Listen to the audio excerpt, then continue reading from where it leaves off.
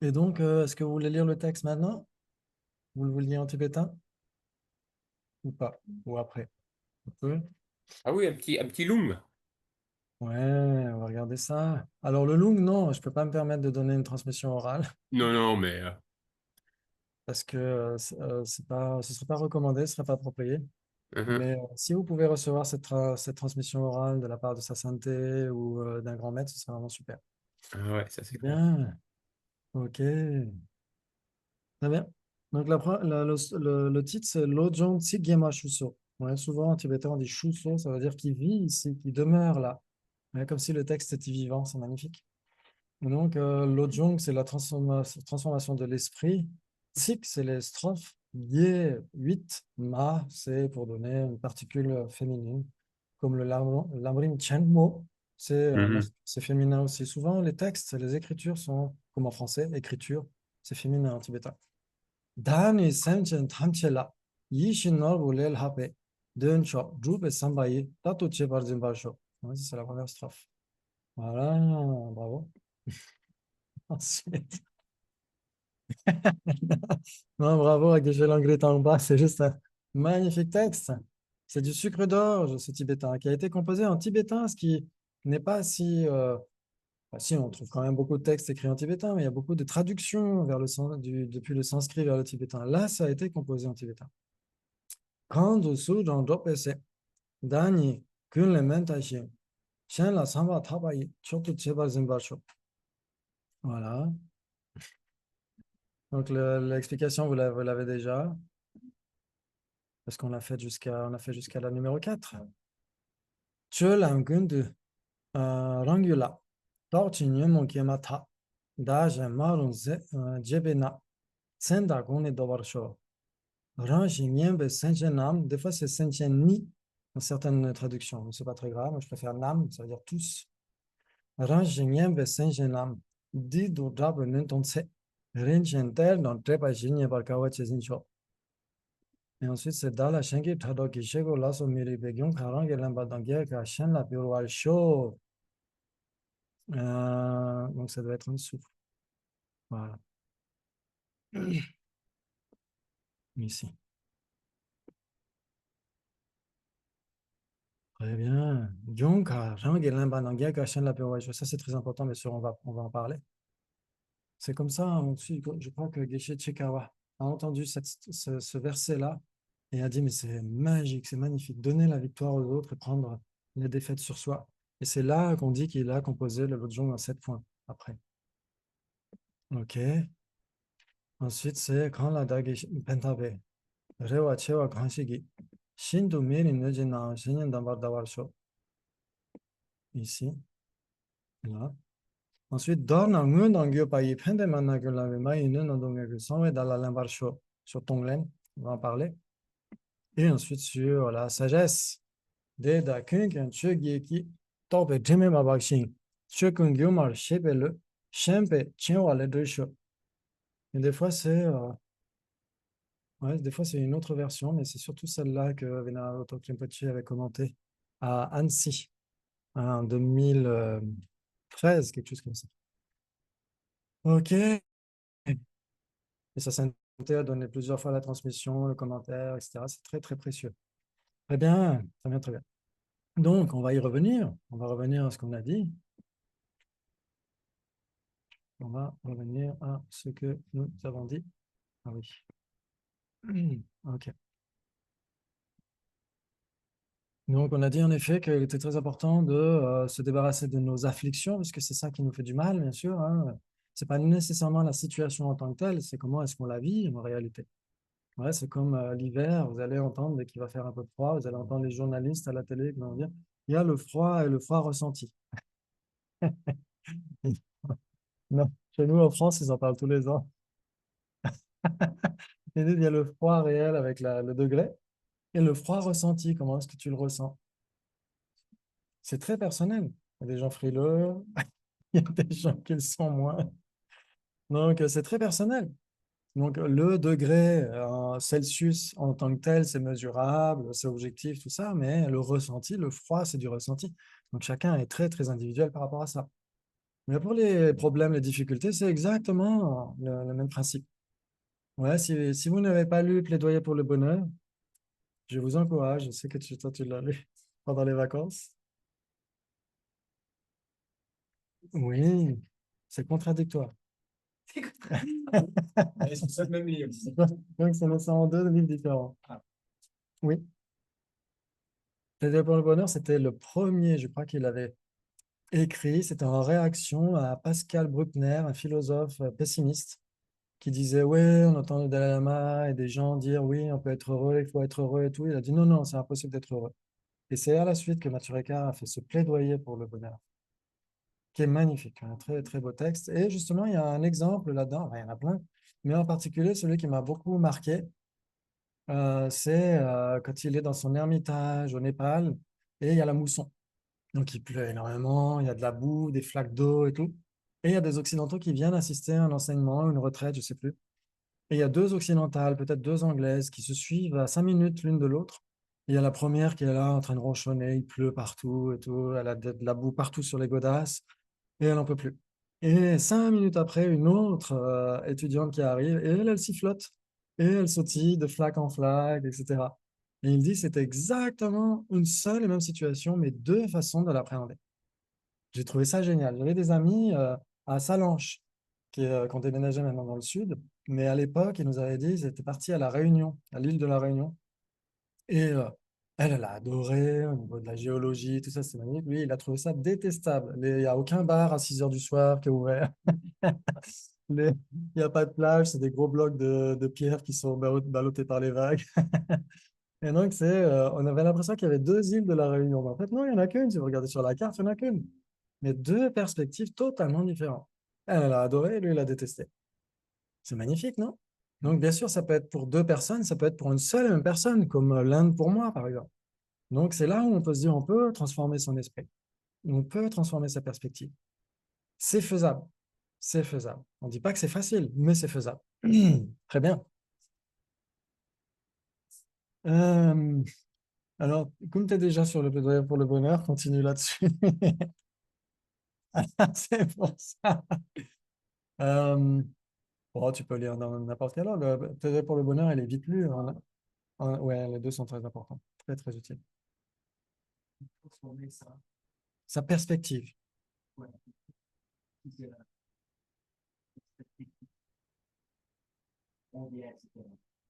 Oui,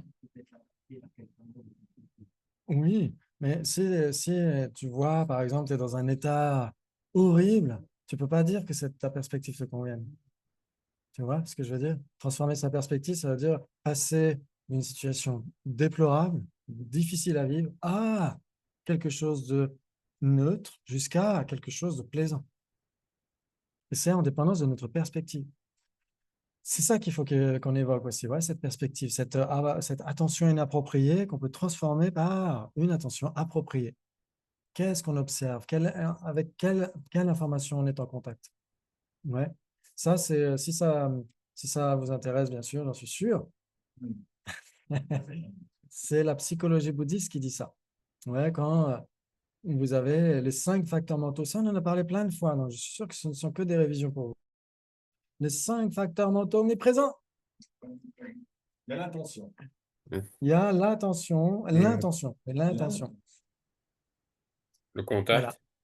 Le contact. Discrimination. Le quoi, pardon? Discrimination. La discrimination ou l'identification. Ouais, Exactement. Oui. Et ensuite, la sensation. la sensation, voilà. Oui. Et Et l'attention l'intention. dans le sens application mentale. Ouais. Manaskara. Manaskara, c'est l'application mentale. Ouais. Mm. Oui, exactement. C'est du jet. Oui. Euh, Qu'est-ce que je raconte? Oui, intention, contact, sensation, application mentale et identification. Ouais, identification. Ouais. L'application mentale, c'est quoi? C'est Yila Jeba. Yila Jeba. Ouais. Ouais.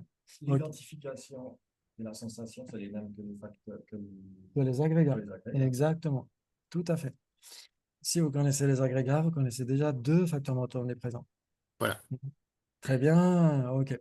Donc, en effet, quand on a une sensation déplaisante, qu'est-ce qui se passe? Quand on a une situation déplaisante, notre esprit, comme on l'a dit, n'est focalisé que sur un aspect de la réalité. Ouais. Et donc, ça veut dire que notre esprit entre en contact avec une information. Ouais, le contact. Ouais. Et donc, notre esprit est tellement présent sur cette partie de l'information. Ouais, donc c'est l'application mentale. Notre esprit n'identifie que cela. Ouais. Et donc, qu'est-ce que ça engendre? Une sensation déplaisante. Une sensation déplaisante. Vous vous rendez compte que, par exemple, quelqu'un vous critique ou que vous avez loupé votre train ou que vous avez un rendez-vous que vous avez loupé ou je ne sais quoi, etc., etc. Ouais, donc vous avez une sensation déplaisante. Et cette sensation déplaisante engendre une intention de fuir cette situation. Quelqu'un vous parle mal, etc., vous allez avoir envie d'aller dehors, vous allez envie, vous voulez fuir cette personne. Et si vous n'y a- hein, Lui casser la gueule. ou lui casser la gueule, ou lui Voilà. répondre, etc., etc. C'est déjà Et mieux si, s'enfuir au lieu de lui casser la gueule, mais c'est pas la solution non d'une plus. certaine manière, oui, c'est peut-être mieux. Mais si vous, voilà, vous pouvez faire les deux. Voilà. Lequel en premier? Mais imaginons qu'on ne puisse pas le faire. On a envie de le faire, de fuir ou de lui casser la gueule et on ne peut pas le faire. Qu'est-ce que ça engendre? De la tension, Ouais. une tension, du stress. On se bouffe l'énergie. Essayez de voir quand vous êtes dans une situation, dans un train, par exemple, dans un train, vous avez un enfant qui hurle, etc., qui vous défonce les tympans. Ou quand vous êtes dans moi, j'imagine la situation de la personne dans l'avion, quand je rentrais de Delhi, etc., où je schlinguais, cette personne ne pouvait pas changer de place. Mm. J'imagine que cette personne avait envie de fuir au loin, ne pouvait pas le faire. J'imagine le stress que ça pouvait engendrer. Essayez de voir ça quand vous êtes dans une situation au boulot ou ailleurs, dans la famille ou ailleurs. Vous avez envie de quelque chose, votre attention se dirige vers quelque chose, mais vous ne pouvez pas. Ça engendre une friction, ça engendre du stress, de l'anxiété, de l'angoisse, et on bouffe son énergie à cause de ça. Et donc, il faut remonter la chaîne, se dire, OK, j'ai une sensation désagréable et donc qui engendre une intention de fuir, je ne peux pas fuir, j'ai du stress. Maintenant, comment est-ce que je peux transformer cette sensation désagréable en sensation agréable? Donc, il faut l'accepter, faire avec. Justement, si tu arrives à accepter la situation, mais c'est tenants et ses aboutissants. C'est exactement le cheminement que je suis en train d'évoquer, c'est-à-dire de passer de cette intention de fuir à l'intention d'embrasser la situation, accepter la situation. C'est exactement ça. Et non, pourquoi est-ce qu'on embrasse la situation? Parce qu'on a une sensation plaisante. Notre esprit va se diriger là où il y a une sensation plaisante, nécessairement. Comment est-ce que maintenant on génère cette sensation plaisante? En modifiant notre identification, en modifiant l'information avec laquelle on entre en contact. Si Mm. on entre en contact avec une partie de l'information, c'est foutu. Si on entre en contact avec une information beaucoup plus vaste, en prenant en compte pour les bouddhistes, bien sûr, le karma, en prenant en compte la nocivité des afflictions, en prenant en compte le renoncement, en prenant en compte la nécessité de la patience, de l'altruisme, etc., on a une sensation plaisante. Et donc, on a envie d'embrasser la situation. Ça change tout, il n'y a plus de stress, il n'y a plus d'angoisse, il n'y a plus tout ça. Ça, c'est de la psychologie bouddhiste extrêmement pragmatique. Avec quelle information on entre en contact? Quel type d'information on essaie de garder à l'esprit? On fait l'acceptation. Exactement. Puisque tu prends en compte tout ça, par exemple, quand on a parlé du karma, quand on a dit le karma est une grosse courge, et qu'on a dit maintenant je récolte les fruits de mes karmas négatifs issus du passé, je peux les gérer maintenant. Imaginons que je n'éprouve pas cet effet maintenant, que je l'éprouve dans des milliards d'années. Ce sera ingérable, ce sera une courge imbouffable. Ce sera des années et des années de souffrance atroce, etc., etc. Donc, si on fait la comparaison entre des années et des années de souffrance et une migraine, par exemple, ou une maladie, ou une critique, ou un train qu'on a loupé, etc., on se rend compte que finalement, c'est que dalle. Et donc, dans ce cas-là, on embrasse la situation. On se dit, il vaut mieux que ça arrive maintenant. Tant mieux si ça arrive maintenant, plutôt que très longtemps après. Vous êtes d'accord? Ça joue? C'est cohérent?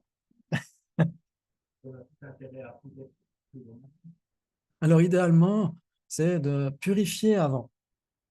Parce que là, quand on éprouve un karma négatif, on épuise une causalité karmique.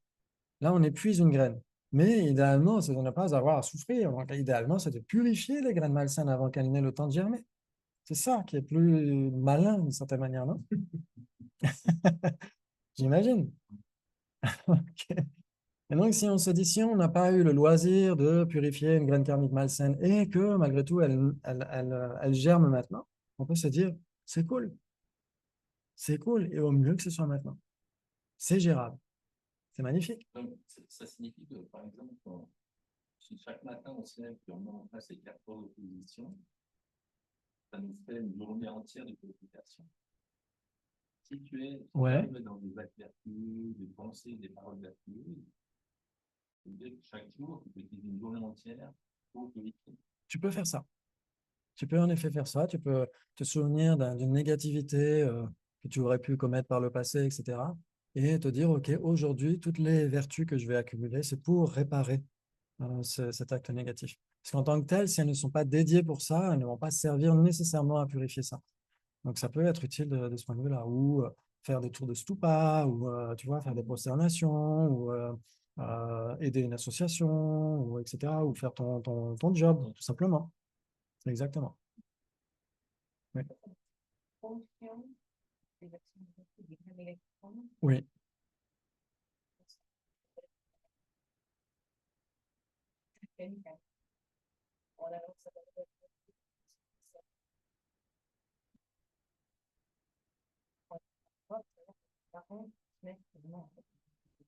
Ah bon? Parce que c'est très égoïste, hein, comme démarche. On n'a pas tous les êtres avec moi. Que pour cette vie. Que pour Oui. cette vie-là. Oui. Non. Oui, c'est ce qu'a dit Geshe Loda. Oui. Oui.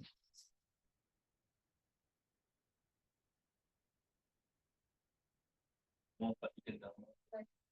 Là, il décrit de manipuler du 4 négatif à des prières.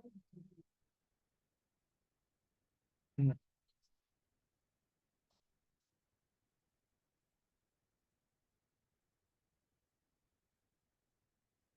Oui, ça veut dire que si on dit, OK, si par exemple on fait une méditation ou ouais,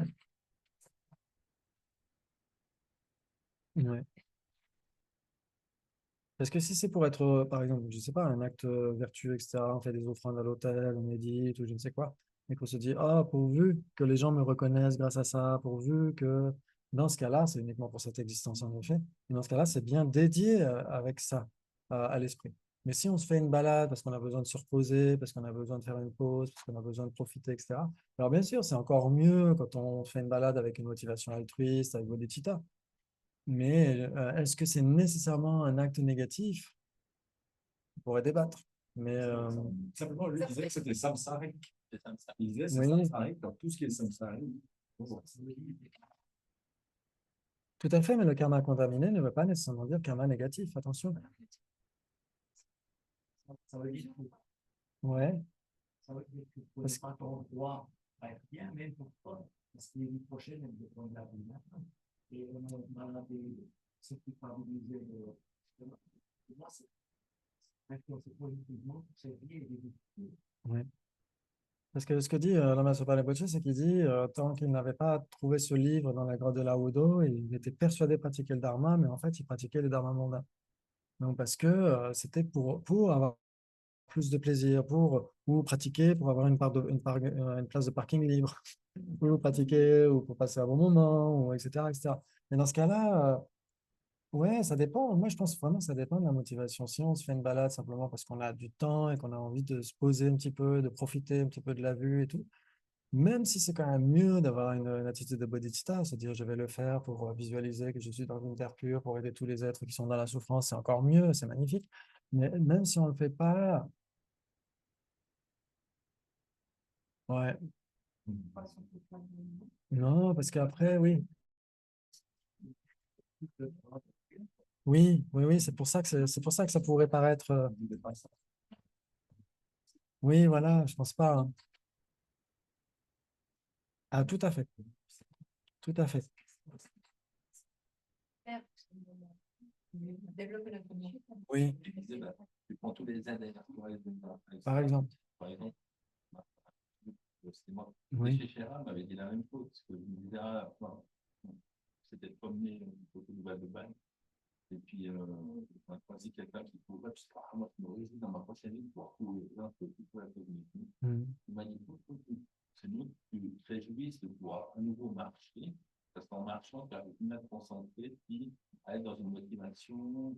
Tandis que quand tu cours, tu dois faire attention, tu vas, comment tu cours, etc. Et puis, ouais, tu arrives à. Il m'a dit, en marchant, tu arrives à te concentrer, puis tu développes une attention. Tu peux rester dans cette concentration, puis tu les aides derrière toi, pour les amener vers Tout à fait. en courant, c'est plus difficile. Ouais. Donc, ça rejoint un petit peu ce que Michel Le Pen dit.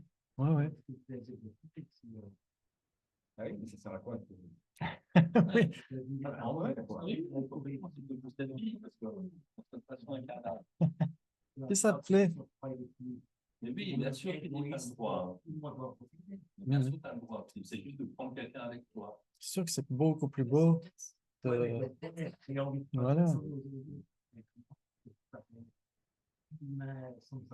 Mais tu prends toujours quelqu'un avec toi. Mais tu ne les vois pas. Non, mais on ne les voit pas peut-être. Ton intention est acquise, c'est de discuter tout au long de ta journée, comme tu le fais, tu nous fais le repas. À 2h du matin, tu ne pas de théorie. À 2h du matin, tu étais avec nous. C'est manière.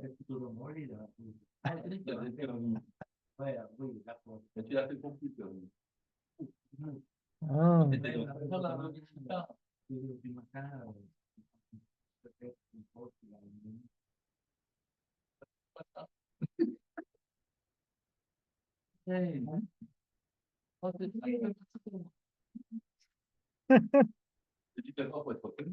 Désolé si vous n'entendez pas tout sur Internet, hein. Mais c'est passionnant. On tend l'oreille, c'est bon. Bon.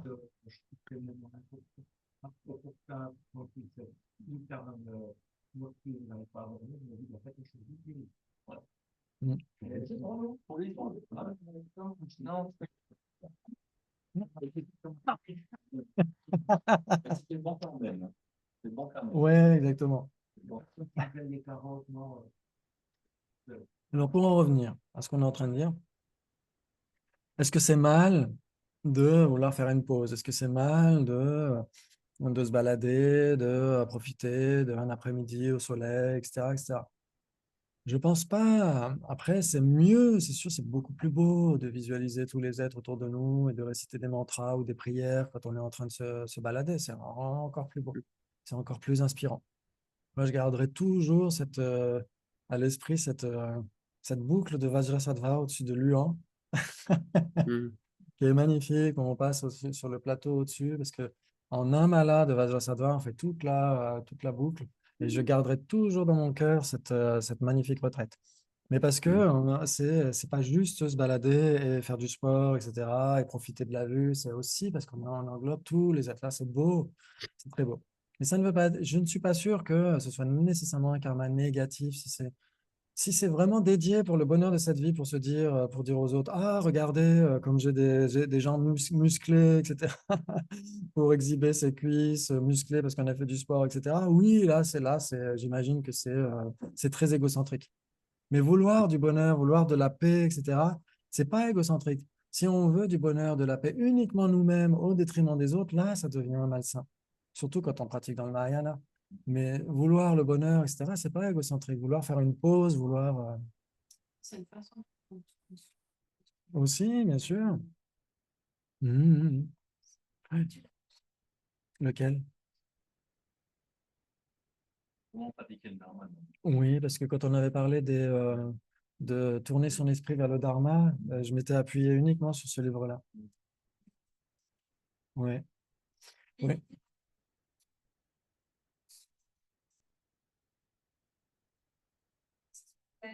De manière générale. Comment c'est bon, c'est bien manger, voilà, basta. Basta, c'est ce sont ces vies-là. Ouais. Ouais. C'est difficile à dire. En fait, ce qu'il faut voir, c'est qu'en effet, dans les points du Lamrim, ça commence à à la seconde, euh, dans les points du Lamrim, pour tourner notre esprit vers le Dharma, on pense aux quatre notions qui détournent du samsara. Ouais.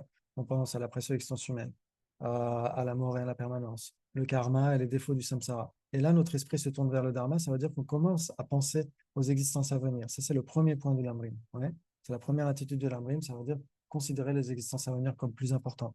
Donc, ça veut dire que si on ne pense qu'à cette existence, on n'est pas un pratiquant spirituel. Oh, cette strophe, ouais. Si tu es attaché à cette existence, on n'est pas un pratiquant spirituel.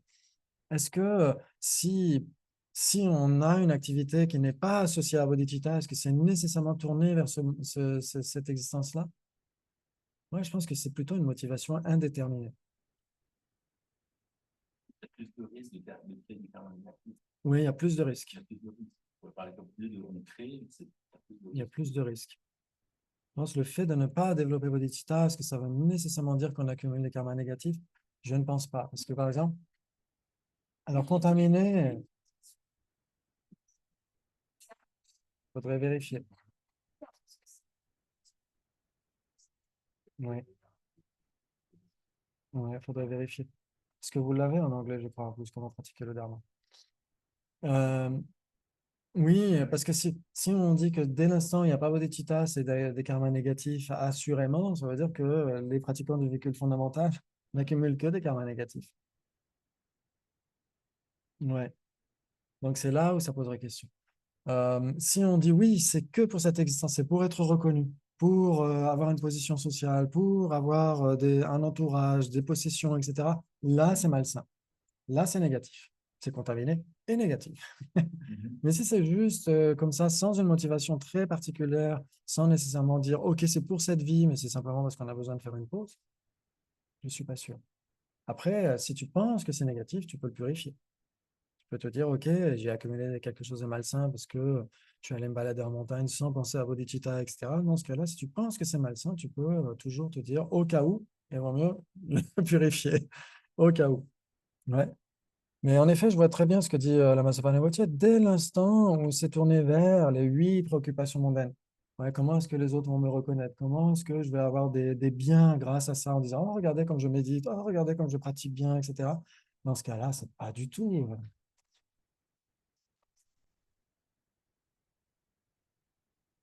Le, c'est pas ça du tout. C'est le plaisir et le déplaisir.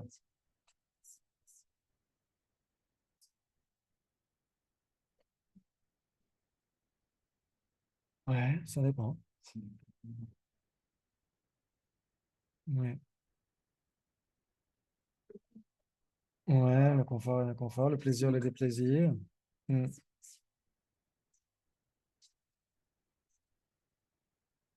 Alors, je pense pas, parce que justement, ceux qui veulent obtenir la libération individuelle, ils n'ont pas bodhicitta, et pourtant, ils ont un renoncement authentique. Donc, il y a plusieurs nuances, en fait, dans ces attitudes de l'Amrim. Il y a en effet, ça c'est sûr, si tu es attaché à cette seule existence, tu n'es pas un pratiquant spirituel. Et ça ne veut pas dire qu'il ne faille pas prendre soin de notre corps et de notre confort actuellement. Ouais, c'est pas, ouais, voilà, exactement. Oui. Et justement, si tu as besoin pour te poser, parce que parfois on a des activités à ne plus pouvoir, etc. Et si on a besoin de se poser, juste respirer quelques heures, etc., dans la montagne, etc., sans nécessairement englober tous les êtres, je ne suis pas sûr que. Il y a aussi dans les perfections, par exemple, la perfection d'enthousiasme, l'effort enthousiasme, ouais, il y a le pouvoir de l'abandon. Ouais, vous avez déjà vu ça, non? Ce qui permet de garder la persévérance, etc., c'est de savoir faire une pause. Quelle intention on a posée? Mm.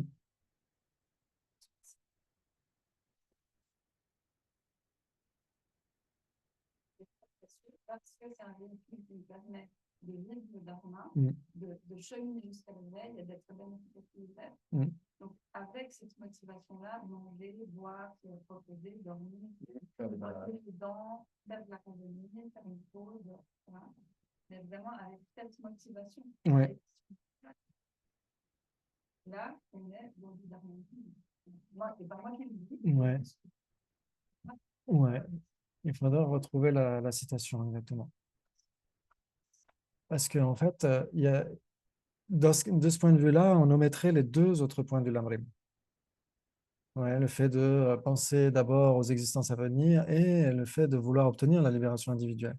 On veut dire que ça, ce serait nécessairement négatif parce que c'est dénué de bodhicitta. Et là, ça pose la question, ça veut dire qu'un arat ne pourrait pas exister parce que il ne renaîtrait nécessairement dans les mondes inférieurs parce que dès l'instant où il n'a pas bodhicitta, il a nécessairement des actes négatifs. Donc, à mon avis, il faudrait retrouver la citation et voir exactement ce qu'il dit. Ouais, je pense que ce serait la meilleure solution. Parce que sinon, ça voudrait dire que ça remettrait en question tous les enseignements du Bouddha sur la libération individuelle. Ça veut dire qu'il n'y aurait aucun arat, aucun pratique Bouddha. Parce qu'eux n'ont pas l'aspiration à obtenir l'éveil pour le bien de tous les êtres. Mais en effet, ils ne pratiquent pas pour uniquement cette existence, attention. Donc ça veut dire qu'il y a une zone de gris entre les deux. Ça veut dire que soit on pratique pour uniquement cette existence, c'est malsain en effet. Si on a cette attitude-là, uniquement, oh, il faut que je sois reconnu, oh, il faut que j'ai des biens, etc., parce que j'ai des actes vertueux, etc. Dans ce cas-là, on a une motivation malsaine. Si c'est simplement parce que on n'a pas une motivation spécialement tournée vers le bien de tous les êtres, mais qui n'est pas nécessairement explicitement tournée vers cette seule existence, ça peut être une motivation neutre. Ça peut être une motivation Parce neutre. qu'il y a encore une solution intermédiaire. C'est justement, il n'y a pas bodhicitta, mais tu fais des choses parce que justement, tu es tourné vers les vies futures, Oui, mais tu fais les choses pour toi, pour les vies futures. exactement. Donc, c'est pas que pour cette vie.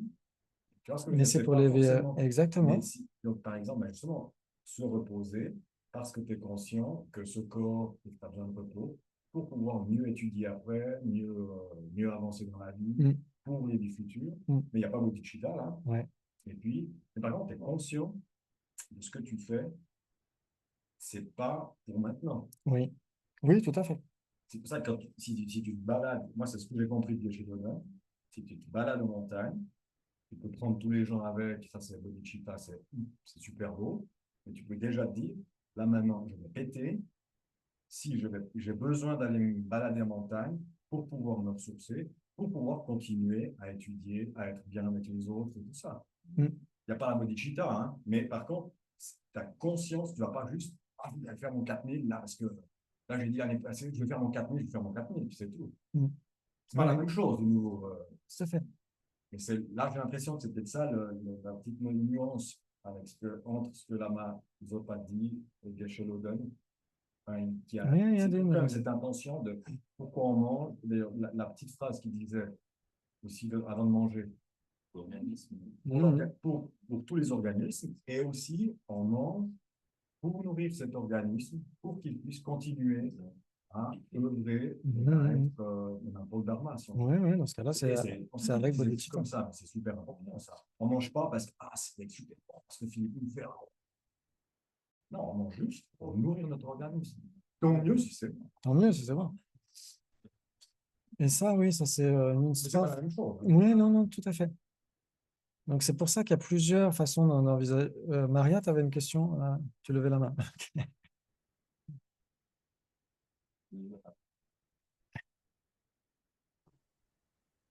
Oui, peux-tu récapituler de nouveau, s'il te plaît? Excuse-moi, parce que j'ai eu un moment de flottement. Dans la première attitude du Landrim, il y a déjà cette notion du samsara, du karma, des biens de tous les êtres. Il me manque quelque chose là. Oui, en fait, la première attitude de l'Amrim, c'est l'attitude basique, ça veut dire au moins échapper aux renaissances inférieures. Donc ça Oui, veut dire se oui, préoccuper des existences à venir, et oui, pas uniquement de cette seule existence. Si on ne se oui, préoccupe c'est ça.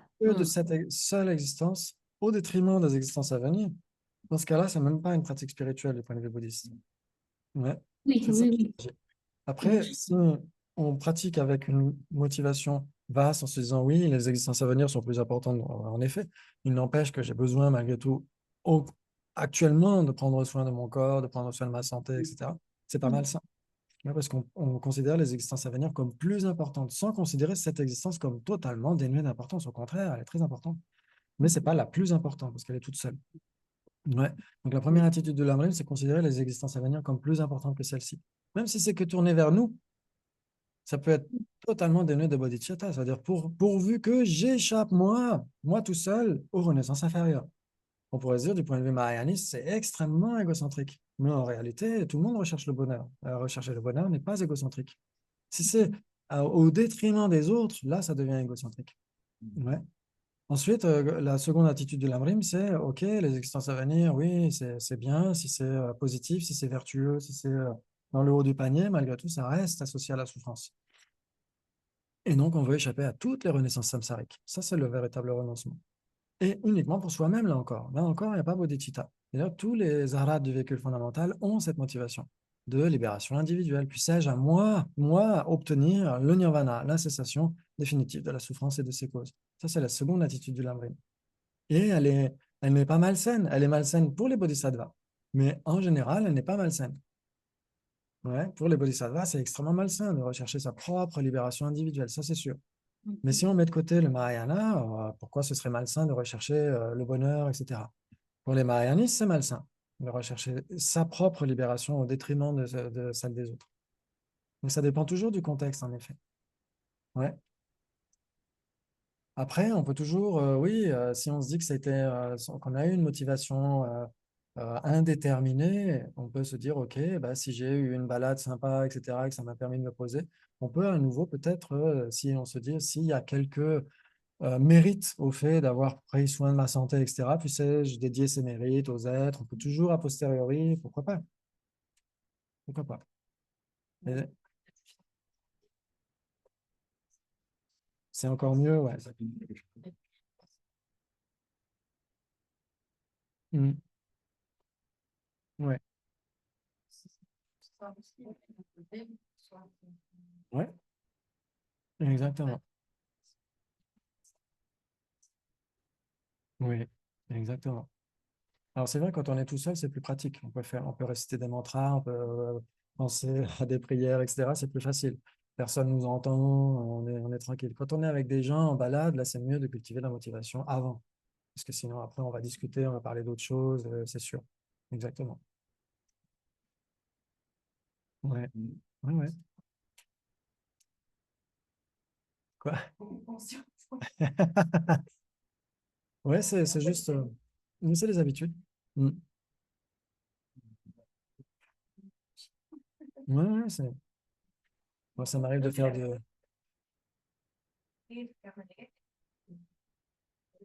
Ouais. Si la motivation était malsaine, parce que là encore, le karma négatif, il dépend vraiment de l'intention. Le karma, c'est le facteur mental intention. Donc, si c'est neutre, s'il n'y a pas une intention particulière, pourquoi je fais ça, ou c'est juste parce que bah, on a l'habitude d'aller se balader pour se poser, etc. Si la motivation n'est pas spécifique, c'est juste indéterminé dans ce cas-là. C'est là où on fait la distinction. Qu'est-ce qui fait qu'un karma est vertueux ou non vertueux? C'est l'intention qui préside à cette motivation qui va tout changer. Mais si justement cette intention elle est associée à une identification qui elle-même est neutre ou ne certifie pas vraiment, par exemple, je ne sais pas moi, quelqu'un veut tuer une araignée, puis en fait elle se gourre, elle tue sa sœur jumelle. Imaginons. Dans ce cas-là, il n'y a pas de voie karmique complète parce qu'il y a une identification qui n'est pas complète. Et donc pour la motivation, si elle n'est pas suffisamment établie proprement, elle n'est pas nécessairement, personnellement, moi en général, elle n'est pas nécessairement malsaine, elle peut être tout simplement neutre.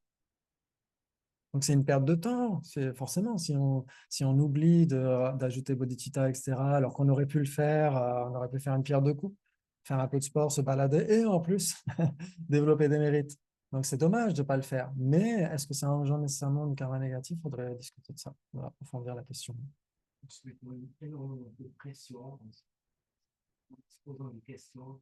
Je pense qu'ils sont tout de suite, c'est un peu plus l'action de la d'âge, promener, manger, etc. Ils sont tout de suite pris. Il faut prendre une bonne raison de tout le monde. Oui.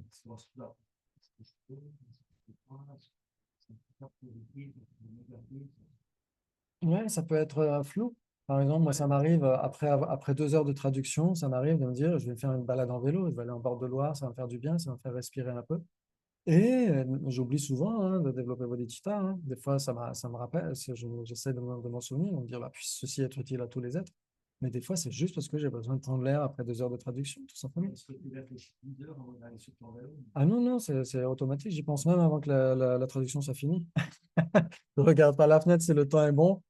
Je me dis, ouais, je vais me prendre une bonne bouffée d'air frais. Et puis, mais souvent, quand je suis en vélo, en même temps, je récite mes mantras. Donc, il y a des chances que, même si avant la balade en vélo, j'ai oublié la motivation initiale, en général, pendant la balade, je récite mes prières. De toute façon. Mais c'est tant mieux parce que ça devient un automatisme. Ça devient un réflexe. Donc, c'est encore l'occasion de redévelopper Bodhicitta, même si tu ne l'as pas fait avant d'aller prendre ton vélo. Tu sais très bien que tu as du temps en vélo et tu récites tes mantras sans personne s'en rende compte. C'est génial. Ok, très bien, très bien. Très bien. Tu avais levé la main aussi, Jean-Paul, non? Oui, Tu as oublié? Non, c'est pas pour. C'est dans les livres de savoir le contrat qui a de prendre soin de ses aliments. Oui, ne pas mépriser les agrégats. C'est le. Ouais. Les vœux tantriques. Mm. Ouais. Ne pas mépriser les agrégats, exactement. Oui, C'est pas compris par ce qu'on a discuté. ouais. C'est peut-être implicite dans les vœux de Pratimoksha parce que euh, si on prend le vœu de ne pas tuer ou de ne pas voler, etc., c'est pour éviter d'avoir à l'avenir des agrégats totalement martyrisés par les autres ou par la chaleur ou par le froid extrême, etc. Donc, d'une certaine manière, c'est pour éviter de mépriser nos futurs agrégats. Pourquoi pas? Mais oui, c'est dans les vœux racines tantriques. Ouais. Les pomponniers, ouais, exactement. Ok, très bien, très bien, très bien. Oui.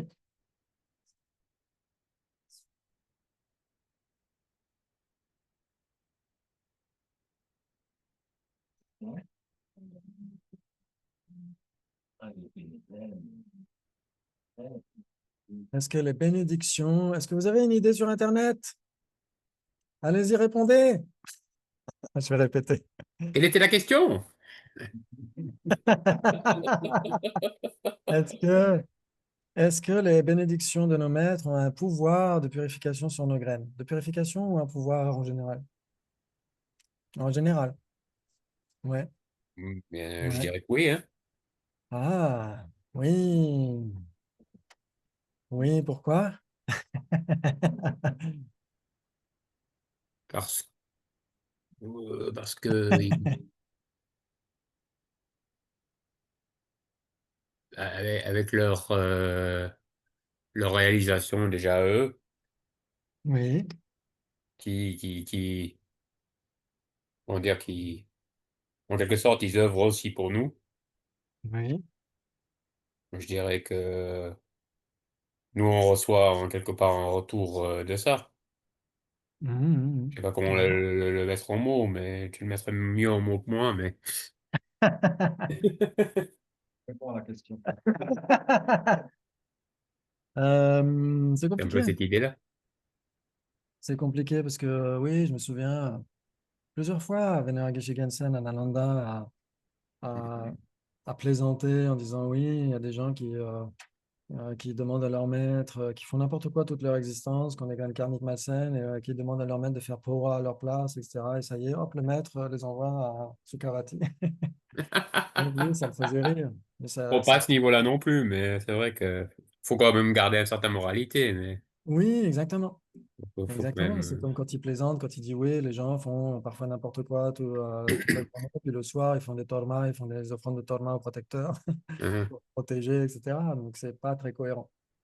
Donc, en effet, le maître a un certain pouvoir sur notre continuum, oui.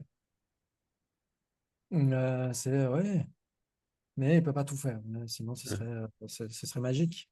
voilà. Ouais, il suffirait de, voilà, Sinon, on serait dans le théologie du exactement. salut, hein. Oui, exactement, tout à fait. On dirait au maître, bah, faites le boulot à ma place, hein, Voilà, après c'est tout. ça. Tu vas le dimanche matin, pour la semaine, tu. Ils ont un pouvoir, je dirais, en tant qu'objet. En tant qu'objet, parce que c'est bien comme ça, j'ai gagné un peu du temps. C'est de réfléchir en même temps. Vous savez que dans les voies karmiques, il y a différentes lourdeurs de voies karmiques en fonction de l'objet. Ouais, par exemple, quelqu'un qui nous a fait beaucoup de bien, si on rend du bien à cette personne, on accumule plus de karma qu'une personne qui ne nous a pas fait grand-chose.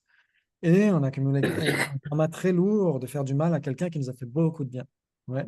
Donc le maître, c'est l'une des personnes qui nous a le plus de... Enfin, j'imagine, si on considère quelqu'un comme notre maître, c'est que on a tellement de reconnaissance, de dévotion, etc. Ça doit être, par rapport à tout ce qu'on peut connaître ailleurs, cette dévotion est juste magnifique.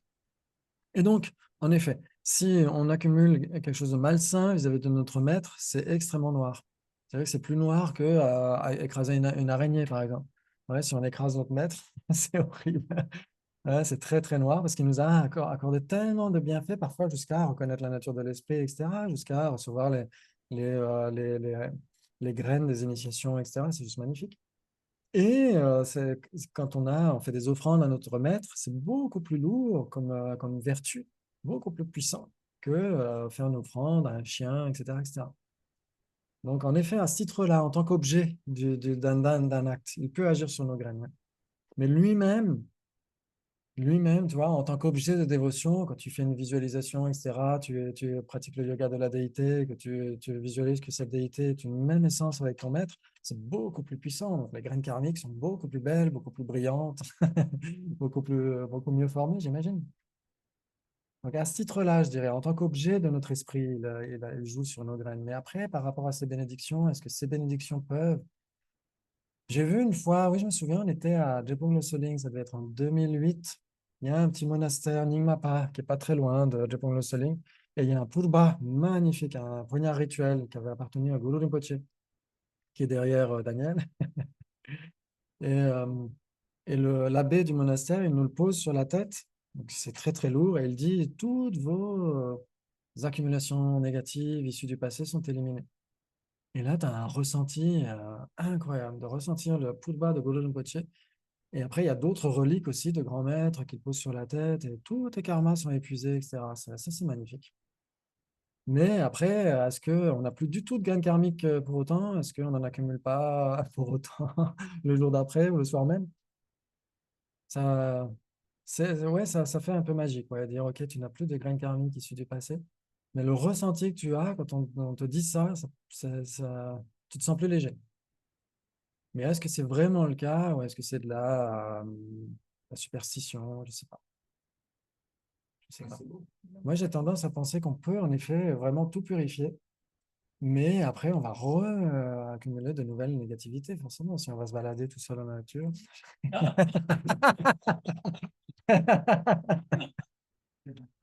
Donc, on va l'arrêter. Oui. Oui.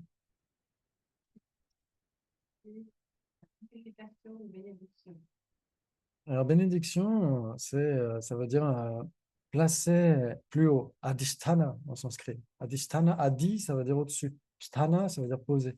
Poser au-dessus. Chinlap, chingilap en tibétain, ça veut dire donner du pouvoir. Donner du pouvoir, ça veut dire. euh, Parfois, certains traduisent en transformer en splendeur, donner plus de splendeur, donner plus de.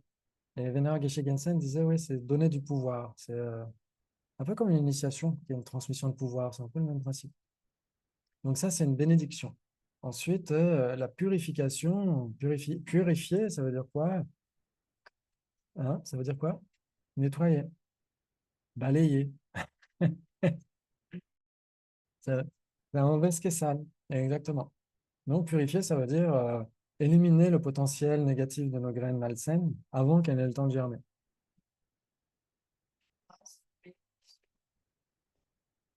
Pourquoi pas? Pourquoi pas? Ouais. Parce que là, d'après tout ce que tu nous dis depuis tant de temps, ce que d'autres nous disent depuis tant de temps, que Bouddha a dit et tout, les graines, le karma et nos afflictions, il n'y a que nous qui pouvons les purifier. Mm. Donc, personne d'autre peut Exactement. les purifier à notre place. Oui. Donc, peut-être une bénédiction peut nous aider, nous, à purifier nos graines. Ouais, c'est une condition Mais intéressante. d'accord qu'il n'y a que nous qui puissions purifier nos graines. Oui, exactement. Donc, un claquement de doigts, on peut Sinon, on demanderait à quelqu'un de faire le boulot à notre place. Et si c'était possible, les Bouddhas manqueraient cruellement de compassion si on est toujours dans la souffrance. Si c'est possible pour eux de claquer dans les mains et dire OK, vous ne souffrez plus, pourquoi est-ce qu'on est encore dans la souffrance? Alors, ça dépend comment on voit les choses. certains vont dire que les graines vont toujours être là, mais elles vont être grillées. Voilà, comme quand tu grilles du blé. Le grain est toujours là, mais il ne peut plus germer. Donc certains vont dire ça. Et surtout, quand on parle des voiles, vous vous souvenez quand on avait parlé des voiles, quand on avait parlé de Samsara et Nirvana, ouais, le module 8, quelque chose comme ça. Donc il y a encore du boulot sur le replay. Qu'est-ce qu'on avait dit?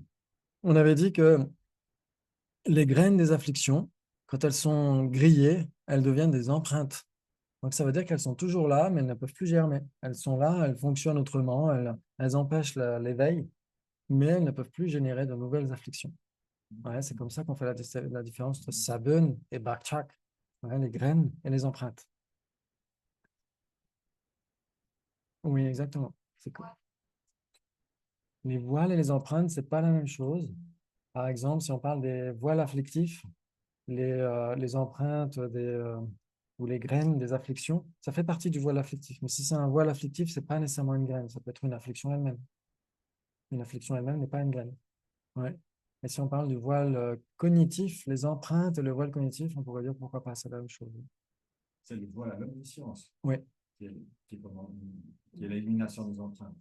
En fait, le voile à l'omniscience nécessite l'élimination des empreintes. Ouais. L'élimination du voile lui-même nécessite l'élimination des empreintes.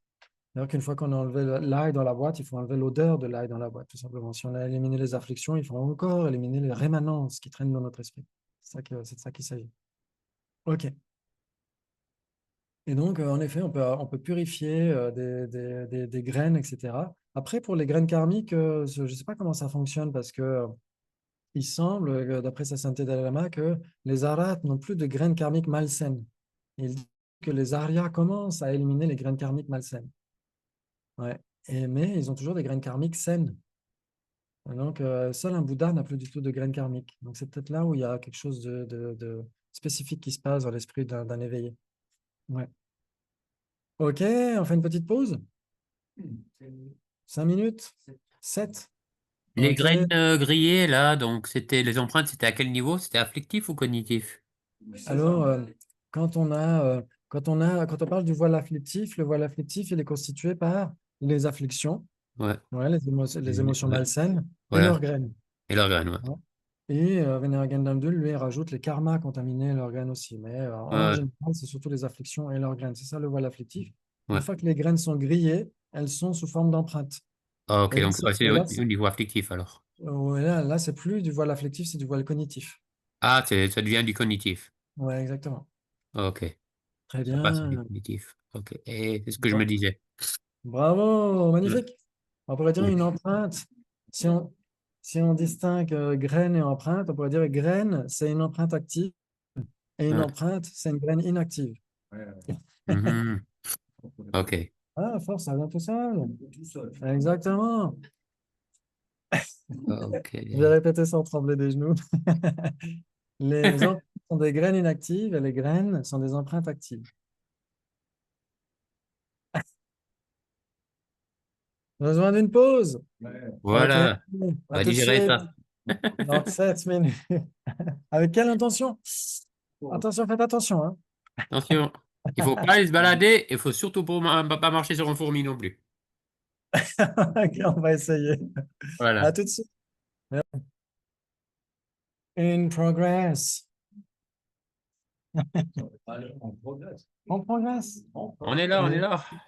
Ouais, bravo, super. C'était quoi la petite nuance, tu disais, pour Venerable Geshe Damdul, quand il parlait Ah des oui. graines et des... Ouais.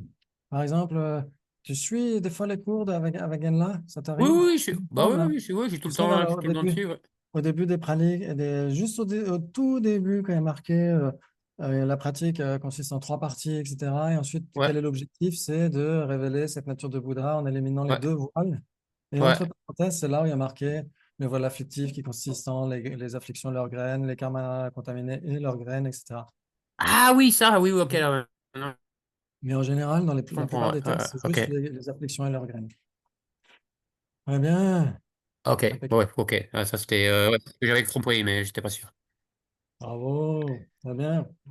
Et ensuite, on a la strophe 5, 6, non, 5. Waouh, et qu'est-ce qu'elle dit? Ah, on l'a lu tout à l'heure. Quand la dague est peinte à verre, wa chewa kanshigi, shinto miri nujina, shinyin dabar tawar sho. Et donc, ça dit quoi en français? Oui. Ça donne. Oui, exactement. Exactement. C'est quand celui à qui j'ai fait du bien et en qui j'ai placé tous mes espoirs me blesse cruellement, je verrai en lui mon saint maître. Ah, on a oublié une strophe? Ah, on a oublié celle-là. C'est 4. Non, c'est 5. C'est pas famille. Oui. Donc celle-là, c'est dans la Shanki Taroki Shekula Somiri Region, Karan Yelembado. Guerre Rachel la Puwacho. Ouais, tout à l'heure, on a dit que quand, je crois, il me semble que dans le récit qui est mentionné, c'est que ce texte était extrêmement secret parce qu'on pouvait mal les comprendre. On peut tout mettre sur nous en se disant, ah, je suis la pire des raclures, je suis la pire des ordures. Et donc, je suis irrécupérable. C'est pas du tout de ça qu'il s'agit. C'est tout mettre sur le dos de notre égocentrisme et de notre ignorance qui saisit en soi. C'est de ça qu'il s'agit, ouais. Mais si on comprend mal ces enseignements, on pourrait se dire, oh là là, il faut vraiment se mortifier soi-même, dire qu'on ne vaut rien, etc. Donc c'est pourquoi c'était secret. Et donc, dans un temple, cet enseignement était donné, et je crois par la fenêtre, Geshe Chekawa avait entendu ça. Gyonka, Range Lampa Dangyar, Karshen la Pewasho. Puissais-je prendre la défaite sur moi et offrir la victoire aux autres? Ouais. Et donc, c'est là où il a trouvé ça magique, magnifique, et il avait certainement des bonnes empreintes pour ça. Et c'est ensuite qu'il a composé aussi un texte sur le Lojong. Très bien. Et donc, comment est-ce qu'on peut expliquer cela? Oui, ouais. Ah, si quelqu'un par jalousie me maltraite, etc. Il a marqué, etc. En tibétain, en tout cas. Oui, lasso pas. Shekur lasso mirimpe. Ouais. Lasso, ça veut dire etc. Si par jalousie, d'autres me maltraitent par des injures, des insultes et autres malveillances, c'est là où il y a le etc., j'accepterai la défaite et leur offrirai la victoire. Ok. Donc, vous vous souvenez de ce récit de Dzapa Rinpoche dont on a parlé tout à l'heure, aujourd'hui, ce matin ou dans l'après-midi? Patrul Rinpoche. Non, c'était par rapport à la patience. Oui. Ouais, Le moine dans la grotte. avec le moine dans la grotte. Exactement. Ouais, quand Zapata Rinpoche lui montre les limites de sa patience, il devrait le considérer comme un être spirituel. Ce qui était le cas, pourtant. En plus, c'était le cas, c'était vraiment un maître spirituel, un très très grand maître. Ouais. Et donc, c'était déjà un lama réincarné, ouais. C'était le Chulku d'un autre maître. Ok. Et donc, quand il dit au moine, il dit mange ta crotte, etc., que le moine se lève, quoi. Et donc, c'est là où Zapata Rinpoche lui montre les limites de sa patience. Et donc, si on ne reconnaît pas les limites de notre patience, les limites de notre compréhension, les limites de notre coolitude, comment est-ce qu'on pourrait repousser cette limite? Comment est-ce qu'on pourrait progresser? Exactement. Donc, en effet, non seulement Patrul Rinpoche est un grand maître, mais en plus, le moine qui a pu découvrir les limites de sa patience grâce à lui devrait le considérer comme un maître spirituel. Et donc, nous, quand nous rencontrons des gens qui sont difficiles, maladroits, malhabiles, bouffés par leurs propres ruminations, etc., et qui nous déstabilisent, et quand nous nous rendons compte de la limite de notre stabilité, on devrait les remercier. On devrait les remercier. Ce sont ces personnes qui nous offrent les plus grands des bienfaits. Ça, c'est très important. Ouais, vous vous souvenez, quand on a mis les trois types d'individus dans trois catégories, c'était quoi? C'est facile. Ce qu'on aime. Là, c'était les Ce qu'on n'aime pas. amis, ennemis et neutres. Enfin, Exactement. attachement, aversion et indifférent. Oui, exactement, tout à fait. Et donc, les amis nous donnent certains types de bienfaits. Ouais, des bienfaits à court terme et à petite échelle. Des bienfaits à court terme et à petite échelle. De la nourriture, de l'écoute, des vêtements, une éducation, etc. Donc, c'est génial. C'est très, très bien. Et ensuite, les personnes neutres nous donnent des bienfaits à court terme et à grande échelle. Ouais, comme on l'a dit, on peut s'acheter une tasse pour quelques euros. Si on devait la fabriquer nous-mêmes, ça nous coûterait un bras. Ouais. Et donc, ça, c'est grâce à la production de masse. C'est parce qu'il y a tous les autres qui achètent des tasses et donc, forcément, ça coûte moins cher. Ouais. Et aussi, le fait qu'on ait pu obtenir ce précieux corps humain, c'est en étant éthique, en s'abstenant de tuer les autres, etc., etc. Des gens qu'on ne connaît pas nécessairement. Ouais. Et donc, on peut dire qu'on obtient des bienfaits à court terme et à grande échelle grâce aux personnes neutres. On ne les connaît pas, mais on obtient de l'eau à boire, on obtient des trucs faciles à se procurer, on obtient des vêtements faciles à se procurer, pas très chers, etc., etc. On obtient plein de choses, mais c'est du court terme, mais c'est sur une grande échelle. Ouais. Les personnes hostiles, on obtient les bienfaits sur le long terme. Qu'est-ce qui est mieux? D'avoir un petit-déj ou pour une journée ou un petit-déj pour toute notre existence, à chaque matin?